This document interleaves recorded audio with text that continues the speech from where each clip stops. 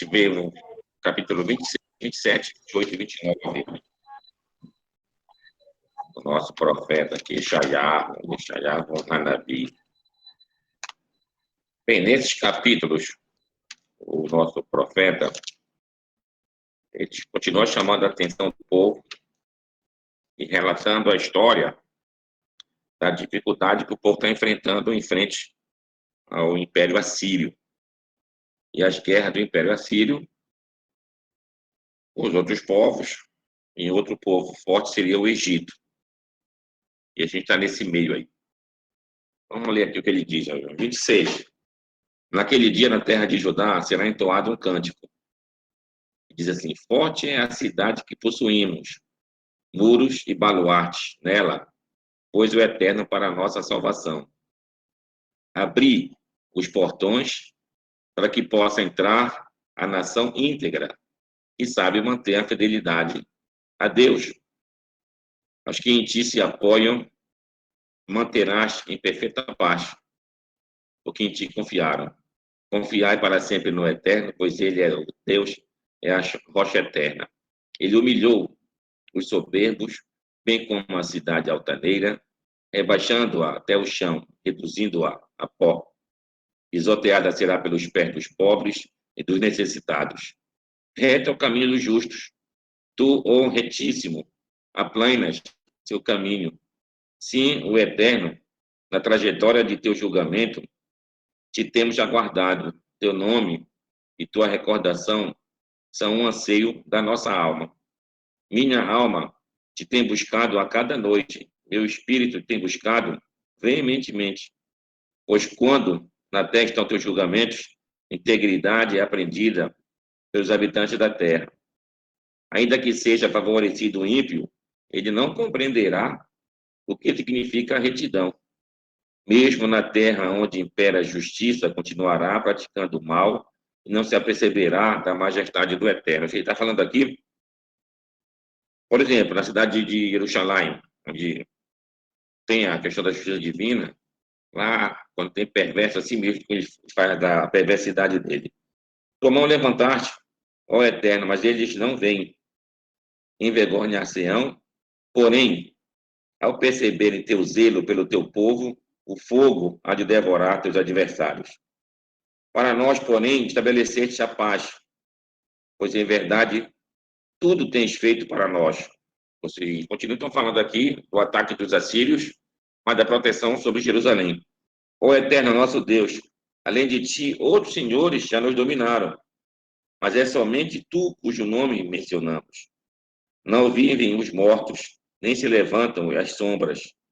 Os puniste e destruíste definitivamente e fizeste perecer sua memória. Aqui, ó, glorificaste-te perante as nações, ó Eterno. Sim, comensurável é tua glória perante todas as nações, até os mais recônditos locais da terra. Aqui o profeta está falando, quanto mais o povo que defende o Eterno consegue realmente vitórias, mais isso é honra e glória a Deus. Em angústia, a ti se envolveram, ó Eterno. Silenciosamente murmuraram uma oração quando foram atingidos por teu castigo. Assim como uma mulher grávida que está por dar à luz, geme em sua dor, assim nos apresentamos perante ti, ó Eterno. Sim, como grávidas, sentindo as dores de parto, parecíamos dar à luz vento estéril. Nada fizemos nascer na terra, nem tampouco podemos renascer os habitantes do mundo. Mas ele continua, mas reviverão teus mortos. Os cadáveres do meu povo voltarão a se erguer. Despertai e cantai, ó vós que está em pó, porque sobre vós cai o orvalho da luz, e a terra fará reviver as sombras. Aqui está vendo uma mensagem sobre a questão da ressurreição dos mortos. Isso aqui é uma das passagens retida que no futuro haverá ressurreição dos mortos. Mas nessa passagem aqui, seguindo uma leitura Peshat literal, a gente percebe que é uma linguagem utilizada em relação ao povo como um todo. Assim como aqueles povos, os povos perversos, perecerão e não ressuscitarão, não terão forças para voltar, assim o povo de Israel vai perecer, mas vai faltar, vai se erguer. Venha, meu povo, entre em tuas habitações e cerre em volta de ti tuas portas. Olha aí, oculta-te só por um momento, até que passe a indignação. Porque este vem de seu lugar o eterno para castigar os habitantes da terra por sua iniquidade. Também a terra descobrirá seu sangue e não mais cobrirá seus mortos. Ele está falando aqui em relação realmente ao povo. Aí vem o 27. Naquele dia, o Eterno, com sua vibrante, grande e poderosa espada, castigará o Leviatã, a serpente tortuosa, e matará o dragão que está no mar. Quem está falando aqui? O profeta do Leviatã, esse dragão do mar. Mais adiante ele diz, ó, naquele dia cantará sobre Israel. É uma vinha de nobre cepa, e o Eterno aguardo. Ela é por mim regada em todos os momentos, para que não a ataque qualquer inimigo. Eu a protejo noite e dia. Não deixe florescer minha ira. Antes estivesse eu em guerra com as sarças e os espinhos. Marcharia contra eles, meus inimigos, e os queimaria a todos, a não ser que, percebendo minha força, estabeleça paz comigo. Sim, comigo, faça paz. Em dias que estão, em dias que estão por vir, Jacó aprofundará raízes e florescerá. De suas frutas ficará abarrotada a face do mundo. Veja, aqui está se referindo a que eles estão atacando Israel. Acaso feriu o Eterno a Israel, como fez para com aqueles que o feriram? Ou foi morto de forma semelhante aos que por ele foram mortos? Conforme a medida de seu pecado, ele sacudiu seus campos, arrancando seus produtos com sua forte ventania no dia do vento oriental. Por isto, a iniquidade de Jacó será expiada e seu pecado apagado. Quando assim agir, quando converter todas as pedras do altar idólatra em pedras de cal, despedaçadas, e não mais erguer as árvores idolatradas e as imagens do sol. A cidade fortificada está solitária, desertas estão suas casas. Ali pastará o bezerro, deitar-se-á e consumirá as folhas da videira. Quando secarem seus ramos, eles serão quebrados, e as mulheres lhes atarão fogo, porque é um povo a quem falta compreensão. Por isso não terá compaixão, nem lhes perdoará aquele que as fez. E acontecerá que naquele dia debulhará o Eterno e te debulha a espiga. Olha aqui, ó, desde o Egito, que no caso é a Síria, até o do Egito. E vós, filhos de Israel, sereis recolhidos um a um.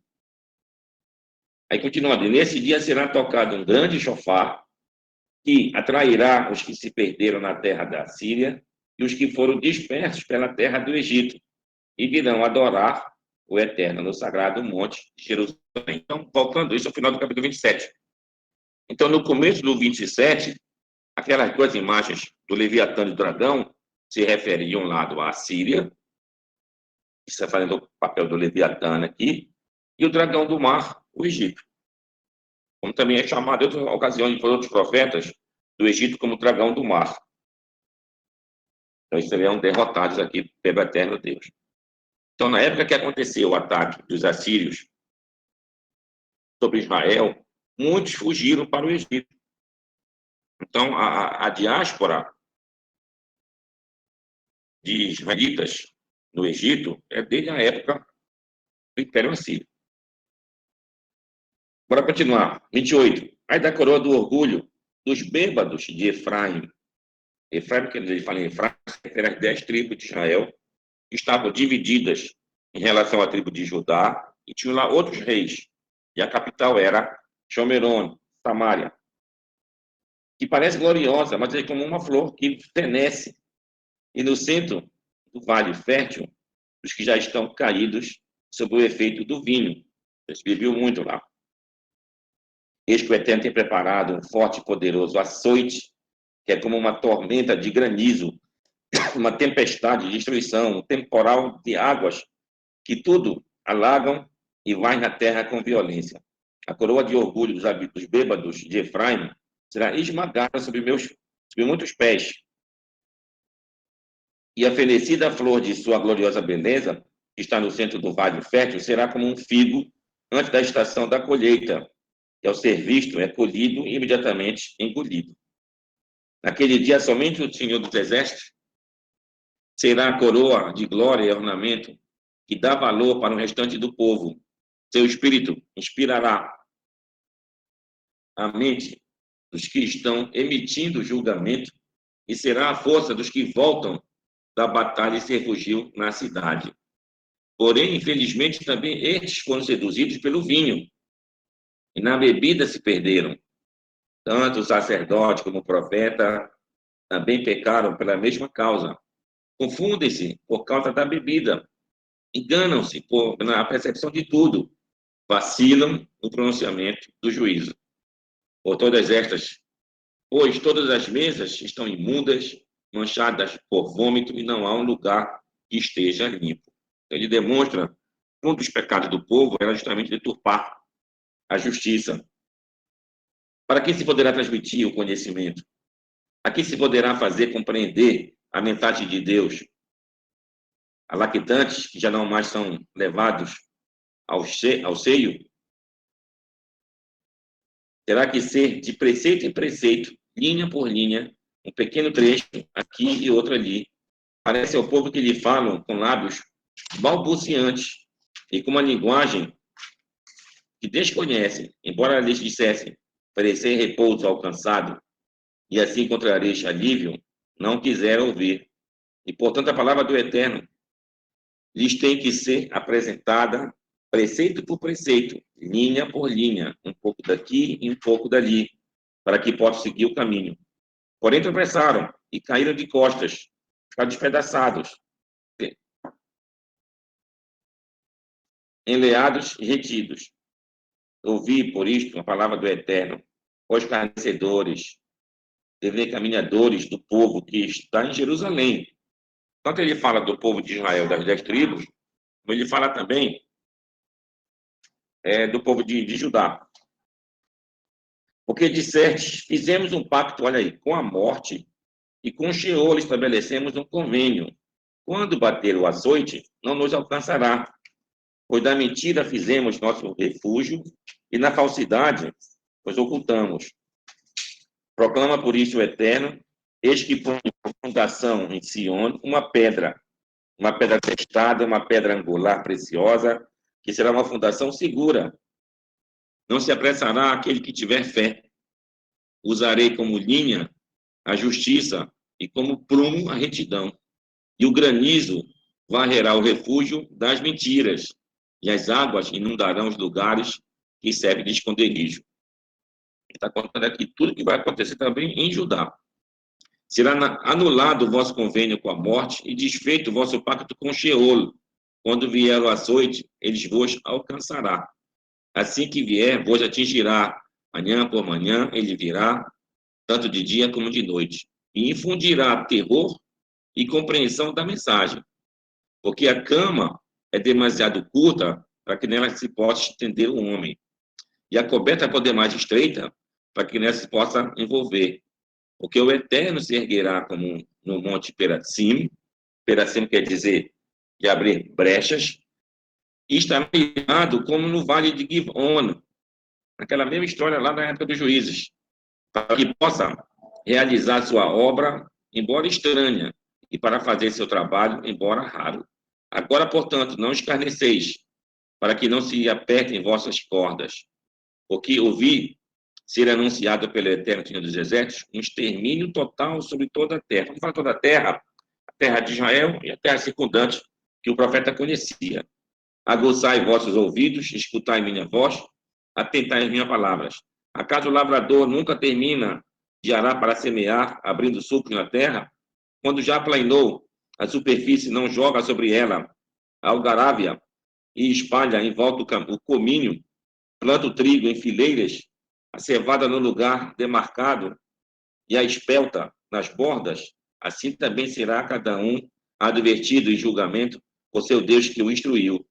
Porque a algarávia não é debulhada com uma debulhadeira, nem tampouco com uma roda de um engenho, mas sim batida com um bastão, enquanto que para o comínio se usa uma vara. O trigo para fazer pão é triturado, mas não fica sendo debulhado eternamente, porque mesmo que debulhadeira e sua roda com dentes agudos se movam ruidosamente, ele não fica esmagado. Também isto procede do Eterno dos Exércitos. A gente até o conhecimento, tudo vem do Eterno. Vou terminar aqui a leitura. Admirável é seu conselho e sua grande sabedoria. Vou ler aqui mais um para a gente terminar nossos capítulos. 29. Ó Ariel, Ariel, o altar do templo que está na cidade onde acampou Davi. Por que ele chamou de Ariel? Ariel quer dizer justamente o leão de Deus. Ari, ele. E como ele botou aqui entre parênteses, o altar do templo, na verdade é uma referência ao templo, já que o templo ele tinha uma parte maior na frente e era menor atrás, representando o leão. A cabeça é grande, ele vai afinando o corpo para trás. Chamou de Ariel. Outra explicação para isso é que Ariel representa um dos nomes do Eterno. Temos o nome do Eterno de 72 letras. Aí isso vezes 3 dá 216, que é a palavra Ariel. Daí o profeta tem ajudado aqui, Ariel. Agrega os pecados de cada ano ao seguinte, até que termine tuas festas. Trarei então para Ariel um pesar, e haverá luta e lamentações, e será para mim como o altar de Deus. E contra ti acamparei à tua volta, te sitiarei com terraplenos e erguerei trincheiras ao teu redor. Ele está contando aqui a história que iria acontecer também na época do Ezequiel lá. E humilhado falarás do chão onde tombaste, e tua palavra sairá do pó como um murmúrio, e tua voz parecerá a de um espírito que sai do solo. Tua palavra será como o chilreio de um passarinho de dentro do pó. Ele fala justamente daqueles contatos que se tem com espiritualidade. As pessoas ficam balbuciando palavras. Ou então, como diz aqui, chilreando.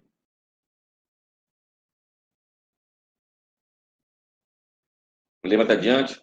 Mas a multidão de teus inimigos será como poeira miúda, e a multidão de temíveis como um refogo que logo se desvanece. Sim, será de súbito, num instante. Haverá um castigo da parte do Eterno dos Exércitos, com trovões, terremoto, grande estrondo, redemoinhos, tempestade, chama de um fogo devorador. E a multidão de nações que guerreiam contra a cidade onde está Ariel, ou seja, Jerusalém, todas as que contra ela pelejam, e também os baluartes em sua volta, todos os que a angustiam, parecerão um sonho, uma visão da noite. Será como quando ocorre a um homem faminto sonhar que está comendo, e despertar percebendo que vazia está a sua alma. Ou quando sonha o sedento que está bebendo, e desperta percebendo que desfalece de sede. Assim acontecerá com a multidão que peleja contra o Monte Sião. Está dizendo que aqueles soldados da Síria, junto com outros soldados, serão assim, passarão uma noite terrível. Conterá e ficar estupefactos, como cegos, ó vós que estáis embriagados, embora não com vinho, estáis a cambalear, porém não devido a bebidas alcoólicas. Porque o Eterno vos fez cair em sono profundo e cerrou vossos olhos. Dos profetas e dos vossos líderes, os videntes, ele tudo encobriu. Tudo isto se assemelha para vós com um documento selado que homens entregam a alguém que sabe ler, pedindo: rogo-te, lê isto para mim, e recebe por resposta: não posso, porque o documento está selado. E o documento é entregue, então, a alguém que não sabe ler, que não é versado, dizendo para ele: lê para mim, e responde: não sei ler. E o Eterno disse: porquanto este povo se aproxima de mim com as palavras de sua boca, e as pessoas me honram o movimento de seus lábios, mas afastaram de mim seus corações e consideram que o temor a mim é apenas um mandamento decorado. Eu novamente farei algo maravilhoso entre eles, algo maravilhoso e assombroso. Farei perecer a sabedoria de seus sábios e desvanecer-se a cautela de seus homens mais prudentes. Gente, com todo o cuidado que o povo deveria ter, a situação era muito complicada. Mas aqui a gente aprende uma coisa muito importante. Como é que a gente vai fazer uma oração para Deus e ser recebido, ser atendido? É o que diz aqui, ó. Se aproxima de mim esse povo com as palavras de sua boca e me honram com movimentos de seus lábios, mas afastaram de mim seus corações e consideram que o temor a mim é apenas um mandamento decorado. Ou seja, a gente ter, de fato, um atendimento do Eterno, tem que pronunciar as palavras ao Eterno em sintonia com aquilo que eu estou sentindo. Então, quando há falta dessa sintonia, pô, fazendo orações, mas não estou fazendo oração com aquela kavaná, aquela concentração completa, envolvendo meu coração, aí não tem o atendimento do Eterno Deus. Aqueles que se empenham em ocultar seu pensamento do Eterno e suas obras estão ocultas na obscuridade. Eles dizem: quem nos vê, quem nos conhece, que perversidade é a vossa. Acaso será o oleiro considerado como argila para que sua obra diga: ele não me fez? Ou que algo que foi montado diga o que o montou? Falta de compreensão. Pouco falta para que o Líbano se converta em campo frutífero e que este seja considerado como um bosque. Naquele dia ouvirá o surdo as palavras lidas de um livro e os olhos do cego conseguirão enxergar na obscuridade e na luz. Também o humilde aumentará sua alegria perante o Eterno, e os mais necessitados entre todos os homens se regozijarão com o Santíssimo de Israel. E o tirano será reduzido a um nada, o escarnecedor desaparecerá, e extirpado são todos que se empenham em praticar iniquidade.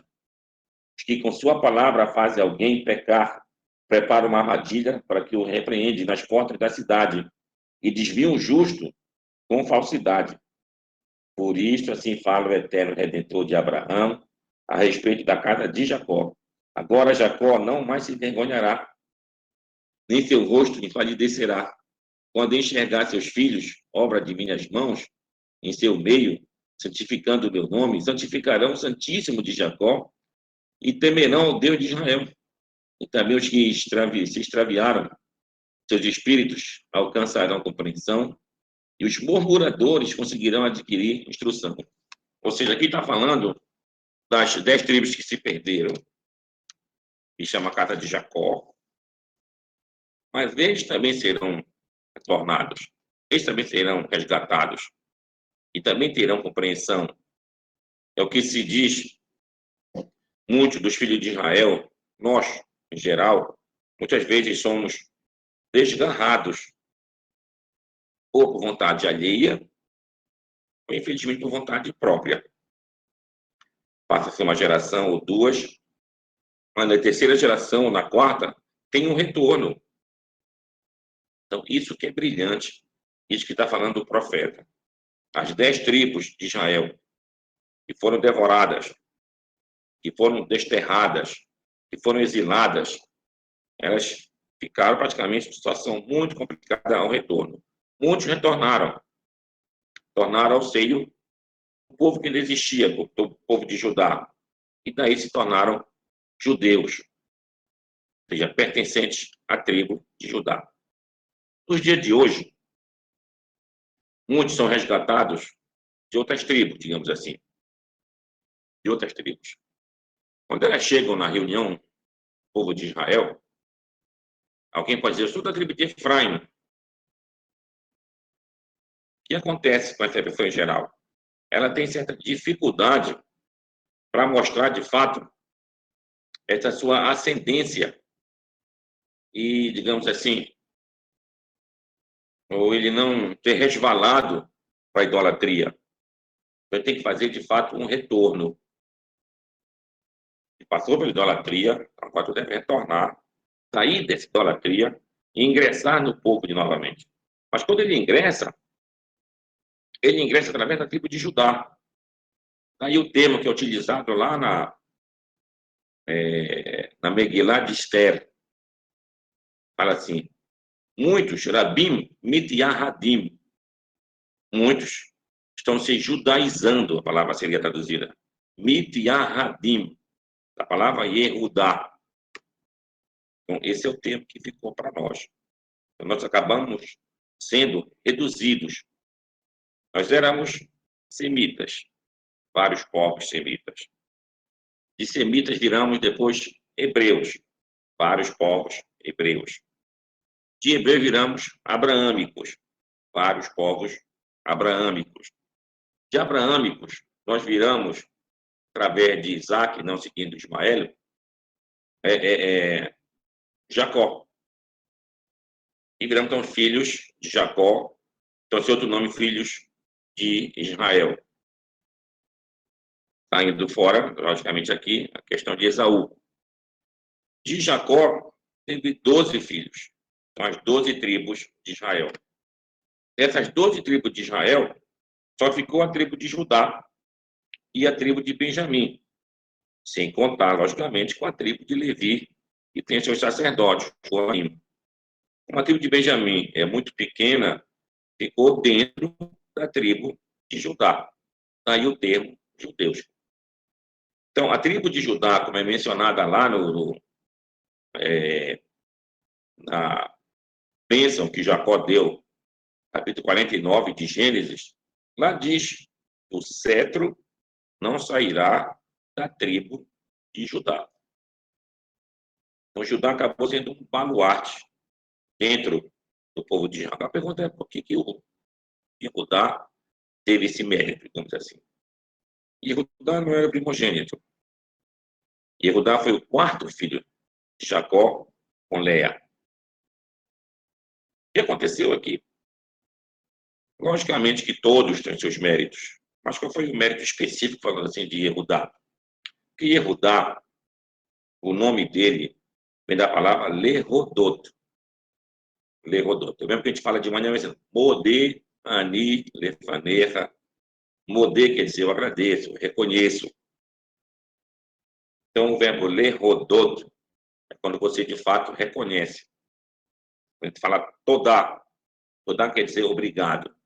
Obrigado quer dizer eu reconheço a gratidão, digamos assim, reconheço o bem que está fazendo por mim. Então, isso que é justamente a palavra Todá. Então, Yehudá que tem esse mérito de reconhecer. Por isso que os reis de Judá, todos eles tinham que ter esse mérito ao praticar seus pecados, o seu reconhecimento, o que o Yehudá fez com a Tamar. Então, a gente está vendo essa história que o profeta Isaías está relatando aqui no seu livro. Ele fala do Leviatã, ele fala do dragão.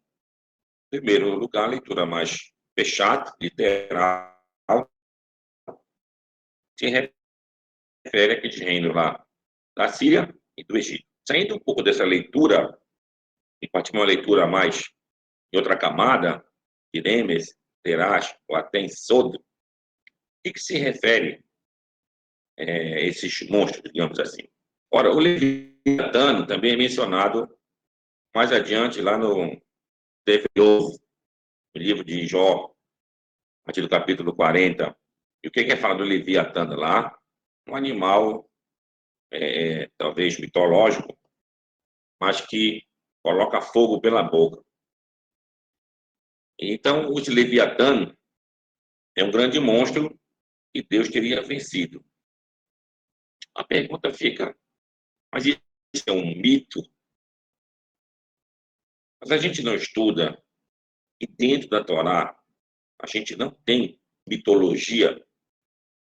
Agora, vejamos o que seria mitologia. Mitologia, que é falado, seria uma história de Deus, como a história dos deuses. É o que a gente vai estudar em qualquer mitologia, de qualquer povo. Está te falando, aquele deus tal coabitou com a deusa gerou esse outro Deus, então coabitou com um ser humano. É uma história. Esse Deus está tudo envolvido numa história. E dentro desse conceito de história dos deuses, existe uma força maior, talvez possamos chamar de destino. Ele acaba sendo maior do que os próprios deuses. Os deuses estão, de uma certa maneira, presos nesse destino. E depende de certas ações daqui dos humanos. A gente chama-se mitologia. A Torá não se tem mitologia. Nós não temos uma história de Deus. Nós temos a história do homem com manifestações divinas. Então o momento Deus se manifestou aqui. Então. Mas o palco dessa história é entre nós. Nós não sabemos como é lá. Então, por isso que não se tem aquela história, não se pode dizer aquela história, que houve uma briga no céu, levantando mitologia. Mas aí vem a pergunta, e isso daqui, Rabino? Que o Deus matou esses dragões aí, tudo mais, o Leviatã. Que história é essa? Nós já vimos que no Peshat representa aqueles povos. Estava se referindo à Síria de um lado e o Egito do outro. Mas, partindo de outras explicações, o profeta se utiliza aqui dessas representações para mostrar o seguinte para nós. Lá em Daniel, a gente vai ler que cada povo ele tem um anjo responsável. Por exemplo, o nosso povo é Micael, mas tem o responsável pelos edomitas, responsável pelos Yevanim, que são os gregos, pelos persas. Cada povo tem o seu anjo responsável. Então, isso aí no mundo dos anjos. Nas representações dos anjos, de coisas daqui da Terra, tem representações, cavalo de fogo, serafim, são serpentes abrasadoras, leão, tem a cara de um touro, águia, a gente vê aqueles querubim que o profeta Ezequiel visionou.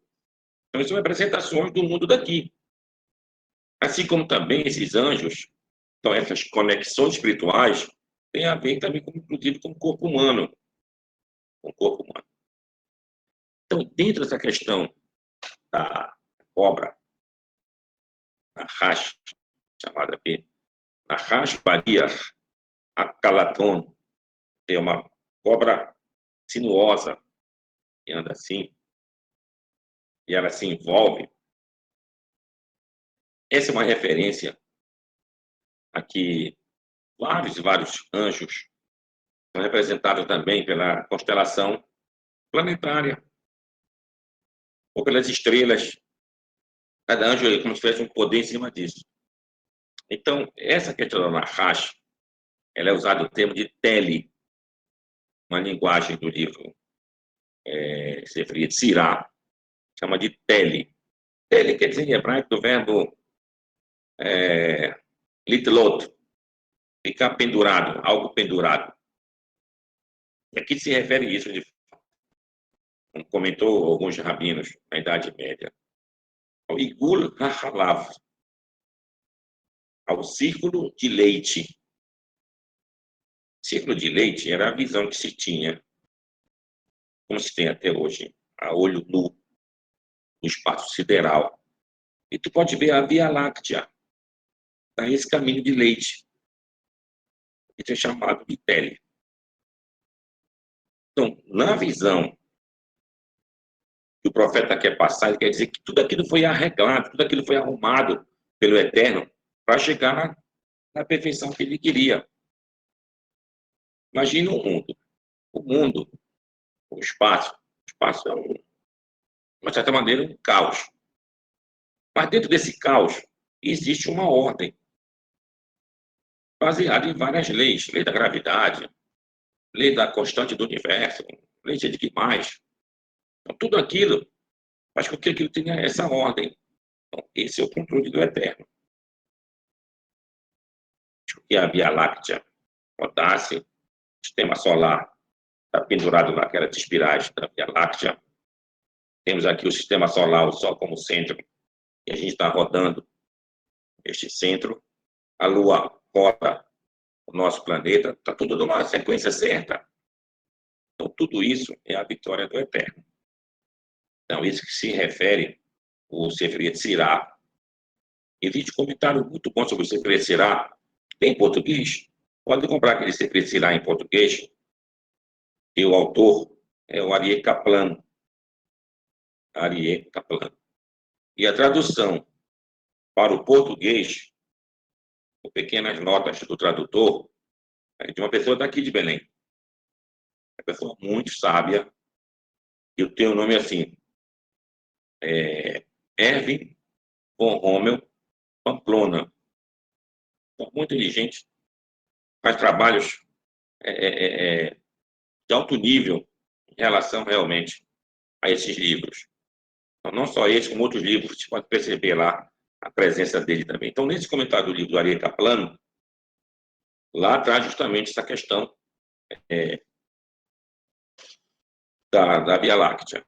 Então, o Tele seria uma referência a isso daí. Então, a gente está vendo que no mundo espiritual se tem como se fosse como posso dizer, um reflexo do mundo daqui. Então, do contrário, nós somos um reflexo do mundo espiritual lá. É o que se fala justamente ali, esse Nahash. Então, essa é a Nahash que a gente vê lá no começo da criação do mundo, que o Eterno a ordena para que ela causasse o que causou, incutiu em cada um de nós essa questão do desejo, essa questão da posse, essa questão do ciúme. É uma coisa muito séria. Até no nosso grupo da Snoga, um jovem conheceu uma jovem. E ele acabou causando um ciúme muito grande para ela, com situações. E essa situação chegou num perigo verdadeiro, que a moça lá queria acertar ele com uma faca. Foi uma situação muito perigosa. Acabou acertando o rosto dele aqui e tudo mais. Depois as pessoas se meteram. Então, é como diz o livro Tira Shirim, Canto dos Cânticos. Esse ciúme, esse zelo extremo, é como uma morte para quem sente. E pode causar realmente danos praticamente irreversíveis. Então, esse todo é um problema realmente que tem, foi isso que a cobra incutiu em cada um de nós. Então, nós vivemos sob desse ciúme excessivo. Então, isso complica muito nossos relacionamentos. Por isso que a gente tem que tomar muito cuidado ao ter uma relação com alguém, sabendo despertar essa nahash, saber despertar essa serpente interna da gente. Bem, vou deixar então aberto aqui as nossas perguntas com nossos amigos, por favor. Fabinho Luiz. Fabinho, tudo bom? Tudo bem? Só uma pergunta, uma dúvida sobre rapidinho, por gentileza. É porque eu vou deixar você à vontade para perguntar depois. É só para aproveitar o Rabino, a minha esposa está perguntando a questão do acendimento das velas amanhã. A questão vai ser a ordem, a primeira vela de Shabbat, é isso? Ou é de Hanukkah amanhã? Não, a primeira vela da Hanukkah e depois a vela de Shabbat. Aí, quando chegar no sábado à noite, primeiro a Havdalah, depois a Hanukkah. Se fores na Snoga no sábado à noite, e depois for acender em casa, então na Snoga, olha bem, para não confundir. Na Snoga, aí sim, está primeiro o acendimento da vela, depois a Hanukkah. Mas na tua casa, não, na tua casa primeiro a Havdalah, e depois a Hanukkah, ou seja, bota a Hanukkah como se fosse fora do Shabat. Acende antes da vela de Shabat e acende depois da Havdalah. Tá bom? Tá bom. Nosso amigo Erwin von Rommel Pamplona também está naquela Torá, né, que é muito usada nas... Isso, exatamente. Né? E ele foi a primeira pessoa a falar de judaísmo para mim em 1990. Olha o tempo, né? Impressionante. Muito obrigado, Rabino. Nada, querido. Obrigado, Grande Luiz, abraço. pela vez aí. Tá bom. Obrigado, Luiz. Tranquilo, sem problema. Rabino, com relação ao que o senhor falou sobre essa Nahash, né, que o senhor falou, Isso. o senhor sempre fala que é um seraf, que é essa Nahash, e esse seraf é aquele fogo que estava no Éden. É o seraf que estava na árvore do conhecimento, né? O fogo que despertou todo o instinto, né? Então, na verdade, o seraf não é um instinto mau. Ele é um instinto bom que precisa ser dominado. Exatamente. É o nosso maior teste. Então, quer dizer, a conclusão que eu chego com o que o senhor falou é que o ciúme é ruim? Não, o ciúme é bom. Quando ele dentro do seu espaço, dentro da sua caixinha lá. Né? Porque se você não tiver ciúme da sua mulher, ou ciúme daquilo que você conquista também, é lógico, você não vai ser apegado àquilo. Mas você precisa ter um ciúme, porque aquilo te pertence de alguma forma.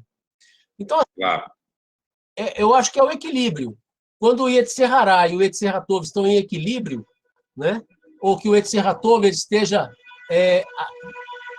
em perfeito domínio da sua consciência de que aquilo que é mal, ele é um produto para o bem, então acho que nós estamos cumprindo a vontade do Eterno. Fantástico, entendimento perfeito, exatamente isso. A questão do ciúme, ele tem que existir, como bem falado. Agora tem que estar dentro de um parâmetro que só possa ter bom senso, viver realmente. Muito pouco ciúme é ruim e extremamente ciumento também é ruim. Então, essa questão que Deus quer ao incutir na gente, vou chamar do veneno da cobra, é a gente saber conviver com ele. Por exemplo, alguém pode dizer, as cobras são uns seres tão peçonhentos, para matar todos eles. Tá, mas coisa boa que a cobra faz. Através do veneno dela, a gente fica bom, dá pressão alta, por exemplo. É isso. Então tem que ter um equilíbrio. Então, tudo na vida é um equilíbrio. Muito bem falar, tudo na vida é equilíbrio. Se alguém casar com uma mulher, não tem ciúme, porque tu não gosta dela. Se for o contrário também, a mulher casou, não tem ciúme de ti, ela não gosta de ti. Então, o ciúme faz parte. Bem lembrado, senhor Luiz, bem lembrado. Casar com o Baru. Só para completar um pequeno teve um rapaz que colocou no nosso grupo, até o senhor respondeu para não ficar com a questão da idolatria, né? Claro. Sobre aquela questão de você ajudar, essa questão do Natal que está chegando, e uma pessoa carente e tudo. Rabino, amar ao próximo não seria talvez suprir a necessidade dele de alguma forma, mesmo que ele seja de uma outra fé? Devemos. É lógico que nós não entramos no mérito da idolatria, mas ele como ser humano, não seria possível ajudá-lo? Eu entendi. Olha, mas é bem claro, até para o nosso amigo também lá e para todos nós. A questão é a seguinte: nós temos obrigação de ajudar o próximo de qualquer religião, em qualquer tempo. Agora, vai ver o raciocínio. Como foi colocado, era para te ajudar no Natal das crianças. O que quer dizer isso? Entendi. É uma ajuda? É uma necessidade para a criança, é isso? Entendi. Então, pode ajudar. Se é para ajudar uma criança, eu posso ajudar no dia 20, posso ajudar nos outros dias antes. Então, acho que a gente foi em cima disso. Entendi. Agora... Exatamente. Nós temos que ajudar, lógico, temos que ajudar em qualquer momento as pessoas que necessitam. Agora a ficha caiu. Vai com o barulho. Rabino, Gabriel, posso fazer uma pergunta? Pode fazer, Gabriel. Rabino, boa noite para todos. Rabino, é o seguinte, o senhor falou a respeito a Megillah Esther, né? Que inclusive é lido na festa de Purim. Aí, tipo, lá na Megillah Esther, ela, acho que só... porque eu li isso uma vez, né? Se não me engano, no capítulo 3, alguma coisa assim. É 13b, eu acho. Que ela tem escrito assim, que é uma pergunta, né? Diz assim, quem é, pois, considerado judeu? Aí diz assim, todo aquele que abandona a idolatria é, pois, considerado judeu. Aí, tipo, a pergunta que eu quero fazer por senhor é, tipo, isso aí é referente a uma época específica ou isso é, de fato, um ensinamento atemporal? Tipo, no seguinte sentido, atemporalmente falando, todo aquele que abandona a idolatria é, pois, considerado judeu, ou aquilo era para aquela época específica em que pessoas judias que tinham abandonado estavam retornando? Fantástico, Gabriel, sua pergunta. É assim, Gabriel, vamos tentar entender com parâmetros para a gente entender bem. Uma coisa tem a ver, por exemplo, com questão, como posso dizer, etnia. Etnia. Uhum. O que é uma etnia? Etnia não é raça que a gente pensa que é. Uma etnia, uma definição mais acadêmica, é um grupo que reconhece uma pessoa como fazendo parte desse grupo e essa pessoa se reconhece como dentro do grupo. Então, há esse vínculo entre o grupo e esse membro do grupo. Então, isso chama-se etnia. Por exemplo, eu vou numa tribo indígena. Primeiro, tu não é índio. Não faz parte da nossa tribo aqui. Aí, digamos, mas eu quero fazer parte. Um exemplo. Eu vou ter que estudar lá, tudo mais, me vestir igual como eles se vestem, comer a comida deles. Se o grupo me aceitar e eu dizer, agora eu faço parte dessa etnia aqui. Então, não é raça, é uma etnia. Bom, dentro desse mesmo parâmetro, a gente se refere também à tribo de Judá, o povo de Israel, o povo de Judá também. É uma etnia. Uma etnia vai entrar nessas questões aqui. Mas, subindo um pouco esse nível, e é o nível mais importante, qual é a principal função dessa tribo de Judá? É o combate à idolatria. Então, a todo aquele que venceu a idolatria, está dentro do parâmetro que se quer dele. Você entendeu? Então, ele está. Se não é um judeu de direito, ele é um judeu de fato. Uhum. Agora, quando se fala, Gabriel, em assuntos das nações do mundo, todas elas têm que ter seus parâmetros dividindo. Brasileiro, quem é brasileiro? É aquele que nasce em solo brasileiro. Então, aquele que são filhos de brasileiros fora do solo brasileiro. São definições da mesma maneira. Israel, então, vai ter essas mesmas definições aqui. Alguns vão querer apertar em certos aspectos, outros vão querer afrouxar, mas assunto tem a ver com situações daqui desse nosso mundo daqui. Mas o nosso mundo importante, principal, é o mundo voltado ao serviço do Eterno. É o mundo que vai depois rolar o rabá. Então, esse sim que a gente deve se preocupar. Esse sim que a gente deve fazer realmente uma busca verdadeira. Então, a gente não deve ficar preocupado se A, B ou C não me reconhece, acha que eu sou sei o quê. Que importa a opinião dele, cara? Importa, como a gente falou o termo, o meu coração e a minha boca e o meu pensamento voltado ao eterno. É dessa maneira que a gente consegue realmente ser atendido nas nossas orações. É ter essa sintonia entre as três coisas que a gente tem entre a gente. Então, é isso que se quer, como se disse. Então, quando lá falou na Megillah de Esther que muitos judaizavam, ele não deixou claro se judaizavam nessas questões que a gente vê hoje, que o tribunal rabínico tem que se reunir para definir esse é judeu, não, esse não vale. Não, ali estavam se juntando à crença que defende justamente a Torá. Isso é a parte mais importante. Tá bom, meu querido? Olá, Rabino, é o Nilson. Olá, seu Nilson. Tudo bom, Rabino? Tudo. Rabino, é a pergunta. Na Paraxá Miquetes, né? José exigiu que todo o povo se circuncidasse, né? se quisesse o grão.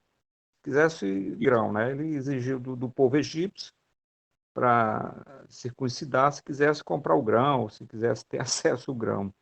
O que que José viu nesse povo que ele fez essa proposta, se a circuncisão foi um pacto de Deus para Abraão? Ele viu muita sujeira no Egito, muita idolatria, ele queria limpar mais esse povo e tal. Por que Bem José lembrado, exigiu desse povo aí? bem lembrado. A nossa obrigação no mundo inteiro é tentar fazer com que o serviço ao Eterno seja mais autêntico. Que o serviço do Eterno possa realmente limpar nossas mentes, nossos corações e, principalmente, o nosso comportamento. Então, nós, ao fazermos um pacto com o Eterno, que é o pacto de Abraão, a gente faz um pacto justamente naquele membro que nós temos. Porque lá, é para te lembrar, apesar dos instintos, e muitas vezes são incontroláveis, tem um pacto feito ali. Para tu ter uma santidade maior, teus atos que tu vai praticar. Então, essa é a lição que a gente tem para nós e também extensiva a outros povos. Então, José, defendendo, logicamente, o conhecimento do Eterno, quando o faraó lá perguntou, ele era o grande intérprete, não sou eu, é Deus que me dá esse poder de interpretar os sonhos. Ele estava todo o tempo elogiando justamente a Deus. E a questão do pacto vem em cima disso. Há quem diga, aqui é uma especulação, há quem diga que aquele Akenaton, que foi um faraó egípcio, que estabeleceu um tipo de monolatria, digamos assim, que era a adoração do único Deus, que era o Sol, foi influenciado pelo José. Ele tinha um vizir, já acharam, inclusive, a tumba dele, outras coisas mais lá, que seria chamado de Aper-El. Aper-El, com Resh, teriam duas traduções. Uma, esse Resh, ele se muda pelo Dalet, então seria Abed-El. Abed-El é servo do Eterno. E se for Aper-El, com Resh mesmo, então, em vez de ser o P, seria Bet. Eber-El, ou seja, o hebreu, adorador de Deus, já que o José era conhecido como hebreu, o hebreu. Então, a gente vê que teve uma forte influência. E aí, o que fez esse faraó? De vir adorar o Deus verdadeiro, que seria o termo que Adon, e como no Egito também, lá, muda de língua, se dá para uma outra palavra, ficou Adon, em vez de Adon, com Dalet. Aí ele entendeu que esse átomo, a luz que irradiava para criar o mundo, é a luz do sol. Aí não conseguiu, de fato, expandir mais o conhecimento e a compreensão do Deus verdadeiro. Então, José, de fato, fez um trabalho muito grande lá no Egito, envolvendo egípcios. Então, aqui a gente vê o que se fala nessa chave lembrado pelo senhor aí, seu Nilson. Valeu, Rabino, tá gravado. Obrigado aí. Um abraço. Rabino, é só uma informação. Inclusive, essa paraxá Miqueias, ela, se não me falha a memória, só o senhor pode esclarecer aí, ela está ligada diretamente a Parnassá? Ligada para a nação. Existe uma frase que diz assim, que através de José, Isaac, ou isso o faraó está falando, que através de José será sustentado todo o meu povo. Então a palavra Isaac é do verbo sustentar. Daí a palavra em árabe, shuk. Shuk quer dizer o quê? Uma feira. Shuk é feira. Onde circula sustento. Shuk. E essa palavra Ishak também tem em hebraico, além dessa tradução, uma outra relação que tem com o verbo beijar. Beijar. Por esse motivo, quando a gente lê o Salmo 145, que é o Asherei, Oshevei, BT, exatamente. chega em poder, eterra, o mais via, para sono, veja, o poder para maçã, e está trazendo um reforço para que realmente, ao deixar isso, Deus transforme isso em uma maçã para nós. Então, você... Abraço, meu querido amigo. Obrigado. Bem, amigos, a gente vai terminar por aqui. Desejando a vocês um bom Shabat. Esse Shabat teremos 3 leituras. A Perashá da semana, a Perashá de Rosh Chodesh, e a Perashá de Hanukkah. E nessa sequência, da semana primeiro, Rosh Chodesh é a segunda, Hanukkah é depois. Mas por que Rosh Chodesh é de Hanukkah? Em regra geral, aquilo que é mais costumeiro da unidade. Então, durante o ano tem 12 vezes Rosh Chodesh. E Hanukkah só uma vez. Então, mais costumeiro, Rosh Chodesh. Então, primeiro a Perashá da semana, depois Rosh Chodesh, depois Hanukkah. A leitura da Haftarah é a leitura da Haftarah referente a Hanukkah. E quando se acabar, muitos leem a primeira frase da Haftarah de Rosh Chodesh e a última frase da Haftarah de Rosh Chodesh. Então, assim que deve ser feito lá para esse Shabat. Você pode deixar isso escrito no grupo para a gente, Rabino? Vamos dar, tá bom, Luiz, com certeza. Só uma pergunta rapidinho. Até que horas que a gente pode acender a Hanukkah? Bom, é assim, digamos, se acende geralmente aqueles 20 minutos antes do pôr do sol, a de Shabat, então, um pouquinho antes dessa vez, você já Hanukkah. Não, mas hoje, por exemplo, hoje eu não consegui acender a Hanukkah até agora, porque entrou a aula e eu não acendi. Eu posso acender agora? Posso acender? Pode. Com abrahá? Com abrahá, com tudo. Pode acender agora. Toda na barra mesmo. Um abraço, Luiz. Shalom, Rabino. Toda na barra. Um abraço. Shalom. 4h43 a lua sai, né, Rabino? Da madruga. Exato. Diga, Abraão, pode falar. Shalom, Rabino. Só estou agradecendo só, Rabino. Agradecendo aí pela aula aí, maravilhosa. Né, toda na barra. Muito obrigado. Um grande abraço. De noite, todos nós. Shalom, shalom. Shalom, shalom.